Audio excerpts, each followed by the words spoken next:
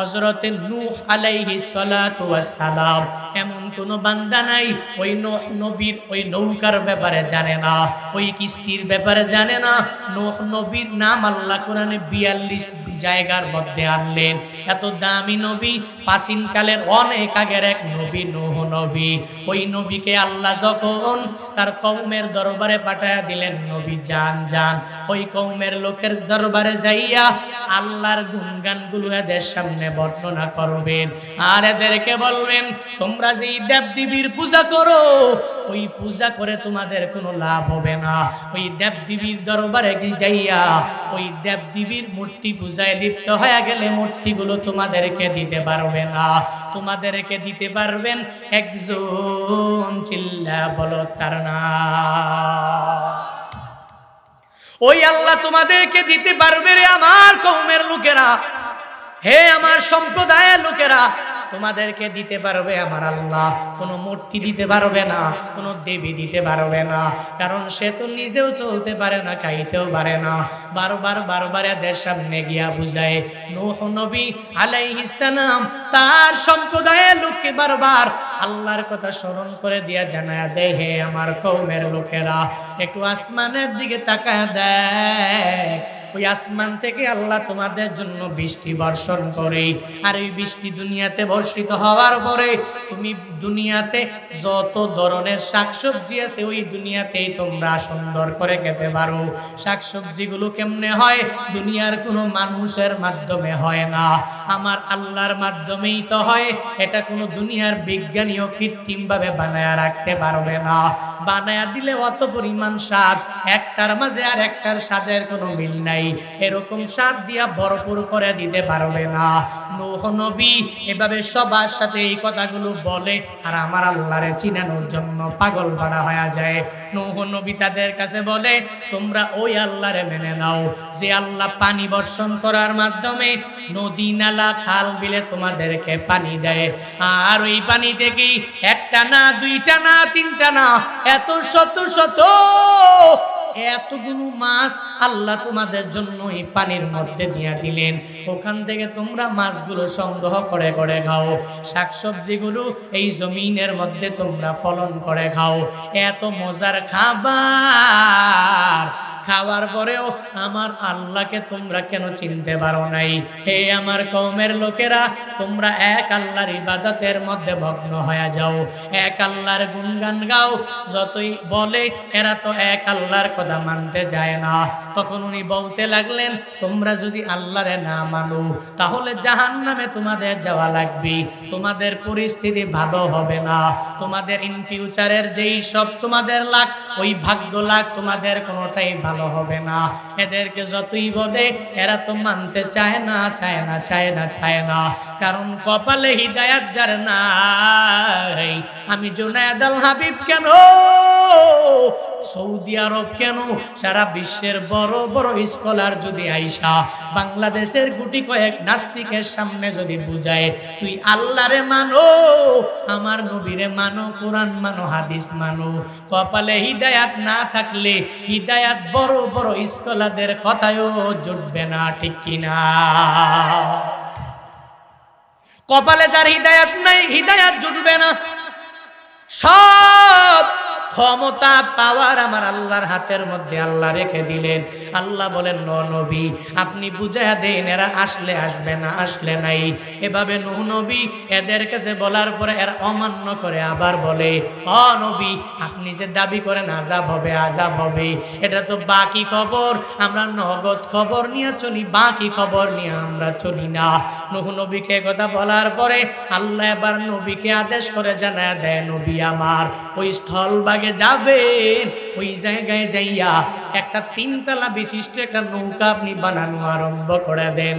আল্লাহর অর্ডার পাইয়া একটা 3 তলা বিশিষ্ট নৌকা নূহ নবী ওই জায়গায় বানাতে লাগলেন। কাফের মুশরিকেরা নূহ নবীর এই কাজ দেখে এরা বলতে লাগলো মাথা বড় পাগল পারা হয়ে গেল। এতদিন আল্লাহ আল্লাহ বলেছে, এখন আবার 3 তলা বিশিষ্ট নৌকা এই জায়গায় বানায়, যেই জায়গা থেকে নদীও নাই পানিও নাই, কেমনে নদীতে নামাবে, কেমনে পানির মধ্যে নামাবে? মূলত সিস্টেমটা কি? আমরা বাংলাদেশের জমিনেও যারা নৌকা বানায়, স্টিমার বানায়, লঞ্চ বানায়, ওরা কি স্থলের মধ্যে বানায় নাকি নদীর পাশে বানায়? কোথায় বানায়? নদীর পাশে বানায়। কেন? কারণ জানে বর্ষাকাল আসলে পানি বেড়ে যাবে, অটোমেটিক্যালি ভেসে নদীতে নেমে যাবে, অটোমেটিক্যালি ভেসে ভেসে আমাদের জলার মধ্যে চলে যাবে, হাওরের মধ্যে অটোমেটিক্যালি রওনা হয়ে যাবে। নূহ নবীর কওমের লোকেরা বলে নবী দাবি করেছো, কিন্তু কপাল বড় খারাপ, এতটুকু পরিমাণ বুদ্ধিও কি তোমার হয় নাই? এই যে নৌকা বানাইতেছো, কেমনে নদীর মধ্যে নামাবা, কেমনে পানি এখানে আনবা? লাভ নাই, লাভ নাই, বানায়া লাভ নাই। যতই তামাশা করে নূহ নবী এদের কথা তো মানবে না, আল্লাহর আদেশ মানিয়া মানিয়া এগুলা বানাতে লাগলো। আর কওমের লোকদেরকে বলতে লাগলো, তোমরা শুনে নাও, একটা সময় এমন আসবে এই নৌকার কদর তোমরা হারে হারে টের পাবা। আল্লাহর আদেশ নিয়ে নিয়া নূহ নবী নৌকাটা বানাইয়া যখন শেষ করে দিলেন, কয়েকদিন পরে এরা আমার আল্লাহর কথা অমান্য করার কারণে আল্লাহ বলে হবে না, তোদেরকে আর ছাড় দেওয়া হবে না, হবে না, হবে না। দুনিয়ার জমিনে যত গর্ত আছি আল্লাহ অর্ডার করলেন, হে গর্ত, তোদের নিচে পানির অভাব নাই, ওই গর্ত থেকে তোরা পানির পরিমাণ বাড়ায়া দাও, আর পানি তোরা বের করা আরম্ভ করে দাও। আল্লাহ আসমানের মেঘমালাকে বলে, হে আসমানের মেঘমালা, আমি আল্লাহর অর্ডারে বৃষ্টি নামাও, পুরা পৃথিবীকে পরিপূর্ণ প্লাবনের মাধ্যমে ডুবাইয়া দাও। ওই গর্ত তো দুনিয়ার কোনো কাফের মুশরিক বেঈমানের কথা মানে না, ওই গর্তের পানিগুলাও দুনিয়ার কোনো মানুষের কথা মানবে না। আসমান থেকে যেই পানি বর্ষিত হয়ে গেল, ওই পানিও দুনিয়ার কোনো মানুষের কথা মানে না, একজনের কথা মানে, চিল্লা বলো তার না, আর জোরে বলো কার না। আল্লাহর কথা মানে, পানিও তো আল্লাহর কথা মানে, মাছও মানে, গর্ত মানে, আসমানের মেঘমালারও আমার আল্লাহর কথা মানে। আল্লাহ তাআলা অর্ডার দিয়ে দিলেন, হ্যাঁ মেঘমালা পানি ছেড়ে দাও, ও গর্ত তুমিও তোমার ভেতর থেকে পানি ছেড়ে দাও। অটোমেটিক্যালি সব যখন প্লাবিত হয়ে গেল, এবার 40 জন মাত্র নৌকার মধ্যে, কিস্তির মধ্যে উঠলো। ওই নৌকার মধ্যে উঠেছে যারা, তারা আমার এক আল্লাহকে মানে, আল্লাহকে বিশ্বাস স্থাপন করে, এরা ওই জায়গায় উঠে গেল। এবার নূহ নবী যাওয়ার পথে তার সন্তান কেনানরে বলে, ও কেনান, ইয়া বুনাইয়ার কাম্মাহানা, আমার সাথে আয়, কারণ এখানে থাকলে তোর কোনো উপকার হবে না, ফায়দা হবে না, ওই অবিশ্বাসীদের দলে তুই যেতে পারবা না, যেতে যেতে যে যাইলেও ওই অবিশ্বাসীদের কাছে গেলে তোমার পরিণতিও ভালো হবে না। বাবা হইয়া সন্তানের যতই বারবার বারবার বারবার ডাকে, কেনান বলে, না বাবা যাব না, ওই পাহাড়ের উপরে গিয়া এমন জায়গায় উঠে উঠে থাকবো যেই জায়গায় প্লাবিত হবে না, যেই জায়গায় পানি যেইয়া আক্রমণ করতে পারবে না। নিজের ছেলে হইয়াও মানে নাই রে মানুষ, আজকে বক্তার কথা মেনে মেনে হেদায়েত হয় না, আল্লাহর কোরআনটা মানে না, হাদিস মানে না, ইসলামের দিকে আসে না। বিভিন্ন মানুষের বিভিন্ন মন্তব্য দোকানের মধ্যে বলে, হুজুর যতই বয়ান করে একটা মানুষও হেদায়েত হয় না। হেদায়েত যদি কপালে না থাকে, আমার নবীর চাচা হইলে কি লাভ? ওই চাচার কপালে যদি হিদায়াত না থাকে, নবীর চাচা হোক বা যার চাচাই হোক না কেন, আল্লাহ যদি হিদায়াত না দেয়, কপালে হিদায়াত জুটবে না, ঠিক কিনা? বাংলাদেশের লিডার যারা, নেতা যারা, বড় বড় জুলুম করনেওয়ালা যারা, জালেম যারা, এদেরকে যদি বারবার বারবার গিয়া বুঝাও, হ্যাঁ জালেম, জুলুম করা যাবে না, নির্যাতন করা যাবে না, অন্যায় করা যাবে না, অপরাধ করা যাবে না, আসো মাজলুমের পাশে এসে দাঁড়ায়া যাও, জালেমের বিপক্ষে তুমি দাঁড়ায়া যাও। যতই বলবেন আল্লাহ যদি তাদের বিবেকটা কইলা না দেয়, অন্তরের চক্ষু যদি কইলা না দেয়, তাহলে আমি বক্তা কেন, সবাই মিলা বুঝাইলেও হবে না। নূহ নবী তার সন্তানের বলে আয় আয় আমার কিস্তির মধ্যে উঠে যাও। যতই বলে সন্তান বলে আমার যাওয়া লাগবে না, ওই পাহাড়ের চূড়ায় থাকবো, আর ওই পাহাড়ের চূড়া থেকে আমাকে পানি আক্রমণ করতে পারবে না।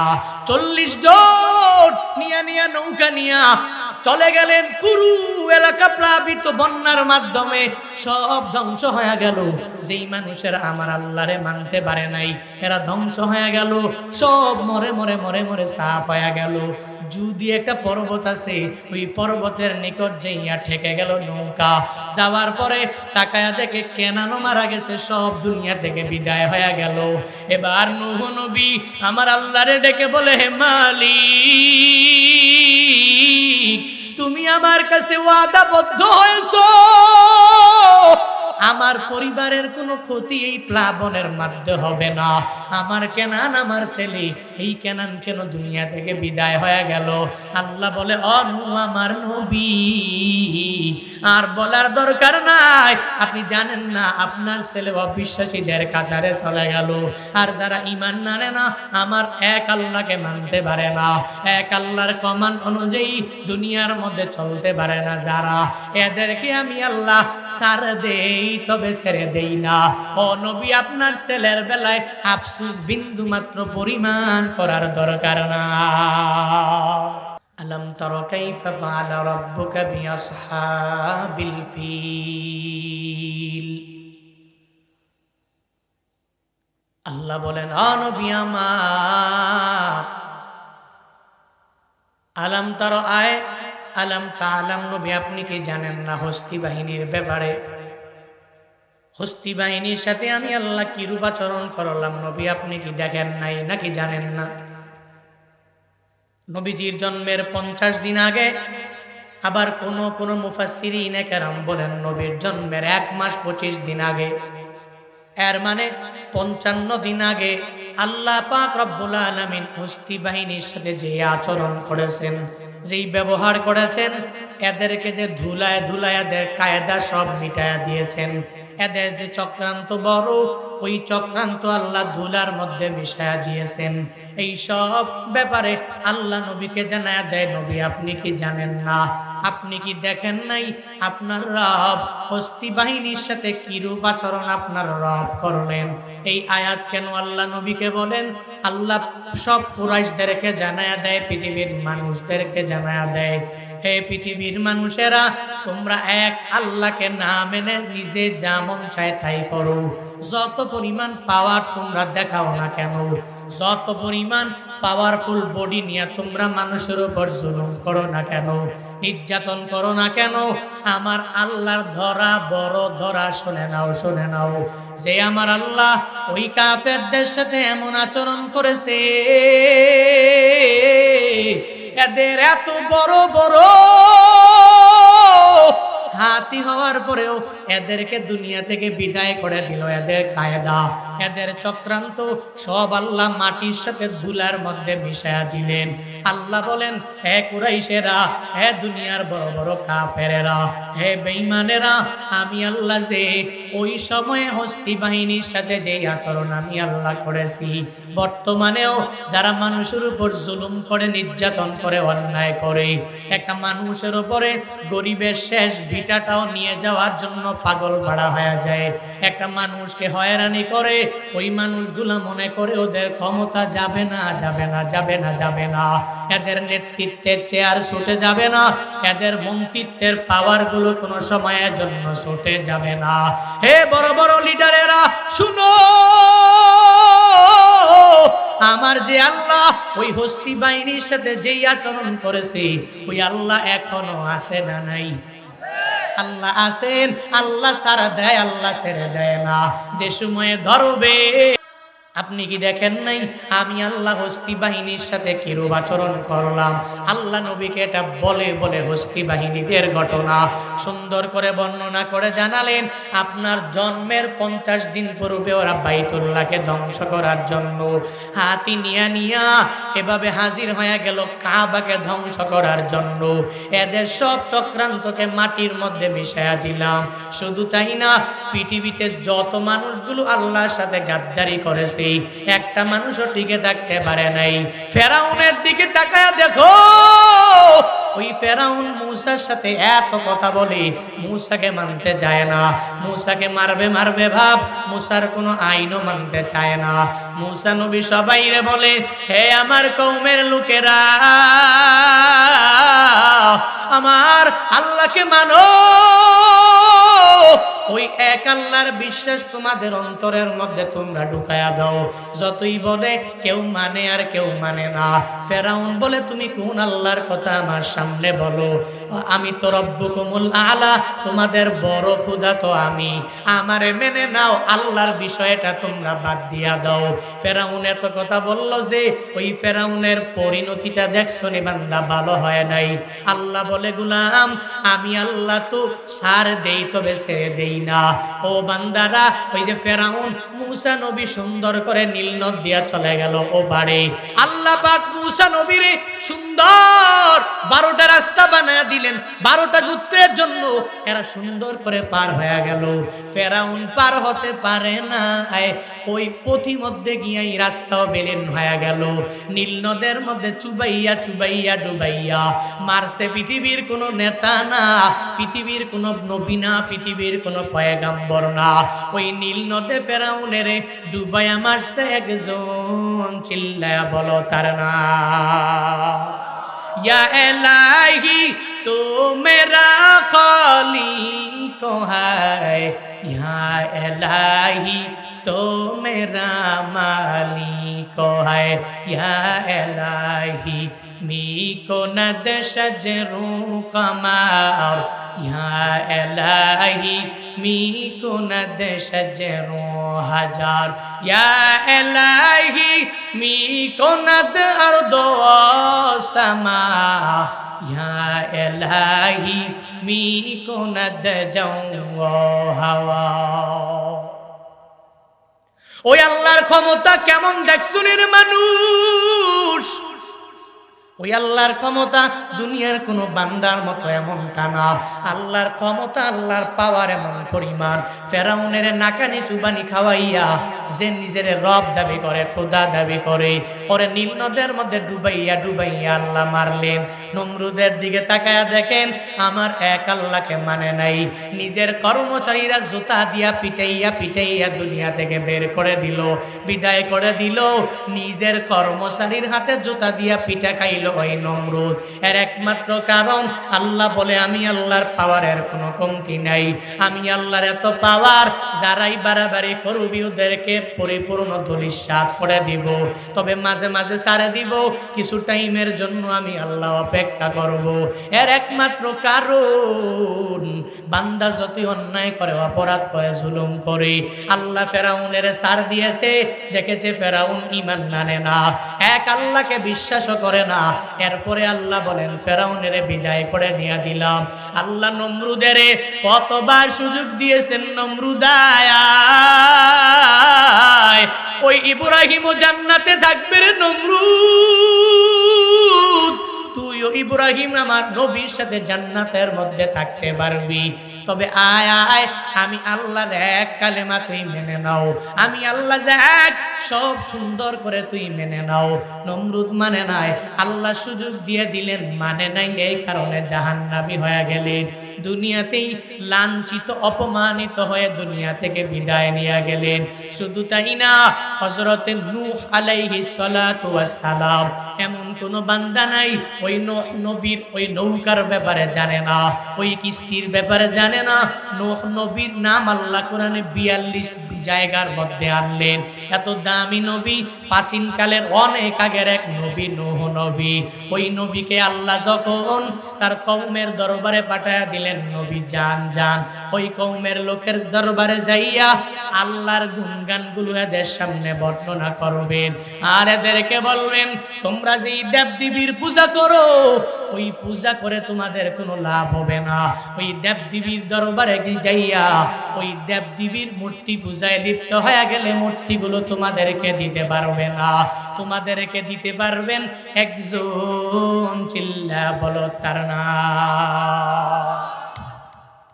ওই আল্লাহ তোমাদেরকে দিতে পারবে রে আমার কওমের লোকেরা, হে আমার সম্প্রদায়ের লোকেরা, তোমাদেরকে দিতে পারবে আমার আল্লাহ। কোনো মূর্তি দিতে পারবে না, কোনো দেবী দিতে পারবে না, কারণ সে তো নিজেও চলতে পারে না, খাইতেও পারে না। বারবার এদের সামনে গিয়া বুঝায়। নূহ নবী আলাইহিস সালাম তার সম্প্রদায়ের লোককে বারবার আল্লাহর কথা স্মরণ করে দিয়া জানায়া দেয়, হে আমার কওমের লোকেরা একটু আসমানের দিকে তাকায় দেখ, ওই আসমান থেকে আল্লাহ তোমাদের জন্য বৃষ্টি বর্ষণ করে, আর ওই বৃষ্টি দুনিয়াতে বর্ষিত হওয়ার পরে তুমি দুনিয়াতে যত ধরনের শাকসবজি আছে ওই দুনিয়াতেই তোমরা সুন্দর করে খেতে পারো। শাকসবজিগুলো কেমনে হয়? দুনিয়ার কোনো মানুষের মাধ্যমে হয় না, আমার আল্লাহর মাধ্যমেই তো হয়। এটা কোনো দুনিয়ার বিজ্ঞানীও কৃত্রিমভাবে বানায়া রাখতে পারবে না। বানায়া দিলে অত পরিমাণ স্বাদ, একটার মাঝে আর একটার স্বাদের কোনো মিল নাই, এরকম স্বাদ দিয়া ভরপুর করে দিতে পারবে না। নূহ নবী এভাবে সবার সাথে এই কথাগুলো বলে আর আমার আল্লাহরে চিনানোর জন্য পাগল পাড়া হয়ে যায়। নূহ নবী তাদের কাছে বলে, তোমরা ওই আল্লাহরে মেনে নাও যে আল্লাহ পানি বর্ষণ করার মাধ্যমে নদী নালা খাল বিলে তোমাদেরকে পানি দেয়, আর ওই পানি থেকেই একটা না দুইটা না তিনটা না এত শত শত এতগুলো মাছ আল্লাহ তোমাদের জন্য এই পানির মধ্যে দিয়া দিলেন। ওখান থেকে তোমরা মাছগুলো সংগ্রহ করে করে খাও, শাকসবজিগুলো এই জমিনের মধ্যে তোমরা ফলন করে খাও। এত মজার খাবার খাওয়ার পরেও আমার আল্লাহকে তোমরা কেন চিনতে পারো নাই? হে আমার কওমের লোকেরা, তোমরা এক আল্লাহর ইবাদতের মধ্যে মগ্ন হয়ে যাও, এক আল্লাহর গুণগান গাও। যতই বলে এরা তো এক আল্লাহর কথা মানতে যায় না। তখন উনি বলতে লাগলেন, তোমরা যদি আল্লাহরে না মানো তাহলে জাহান্নামে তোমাদের যাওয়া লাগবে, তোমাদের পরিস্থিতি ভালো হবে না, তোমাদের ইন ফিউচারের যেই সব তোমাদের লাখ ওই ভাগ্য লাখ তোমাদের কোনোটাই ভালো হবে না।